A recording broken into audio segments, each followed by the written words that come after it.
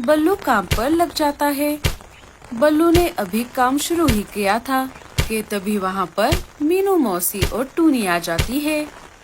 अरे बल्लू, ये तू केले के पेड़ों से क्या बना रहा है? मीनू मौसी, मैं आने वाली बारिश से बचने के लिए ऊंचाई पर ये दूसरा घोंसला बना रहा हूँ। मौसम के जानकार पंछियों ने कहा है कि आने वाले 2-4 दिनों में हमारे जंगल में बहुत तेज बारिश होने वाली है। एक घर के होते हुए दूसरा घर बनाना, ये कोई तेरे जैसा पागल ही कर सकता है। अरे ओ लाडो, जरा तेरे पति को डॉक्टर उल्लू चाचा के पास लेकर जा। वो ऐसे ऊट-पटांग हरकतें कर रहा है, इसके लिए कोई दवाई देने को बोल। केले के पेड़ों से कोई घर बनाता है भला? मीनू मौसी, अभी आप मुझे जो चाहे कहो, लेकिन आने वाली मुसीबत के समय आपको मेरी ही याद आएगी। अच्छा, तो ऐसी बात है। चलो, मैं भी देखती हूँ। चल टूनी, हमें घर पर बहुत सारे काम हैं। टूनी और मीनू मौसी वहाँ से चले जाते हैं। वो दोनों ये बात पूरे जंगल में फैला देती है। एक एक करके पंछी बल्लू चिड़े का केले के पेड़ों का घर देखने के लिए आने लगते हैं। अरे बल्लू, तुम ये केले के पेड़ों से अपना घर क्यों बना रहे हो? अगर बनाना ही है तो किसी दूसरी चीज से बनाओ। सारे बल्लू को इसी बात को लेकर ताने मार रहे थे, इसीलिए बल्लू को बहुत गुस्सा आ गया था। भूरे, तुम मुझे मत सिखाओ कि क्या करना है। तुम अपना अपना देखो, मुझे मेरा काम करने दो। चलो कालू भैया, हम यहाँ से चलते हैं। गोरी भाभी ने कहा है कि हम भी एक बड़ा सा घर बनाएं, जो जंगल में सबसे बड़ा और मजबूत हो। कालू और भूरा वहाँ से चले जाते हैं। अजी, जंगल के सारे पंछी हमें ताने मार रहे हैं, हमें पागल बोल रहे हैं।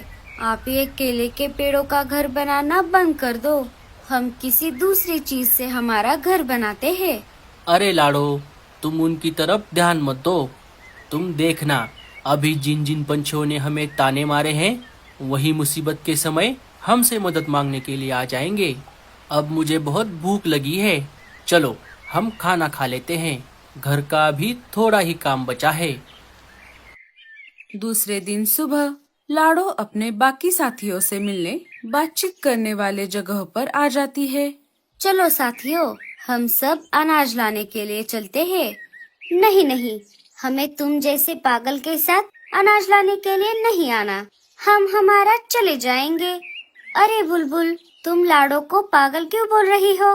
पागल नहीं तो और क्या कहूँ।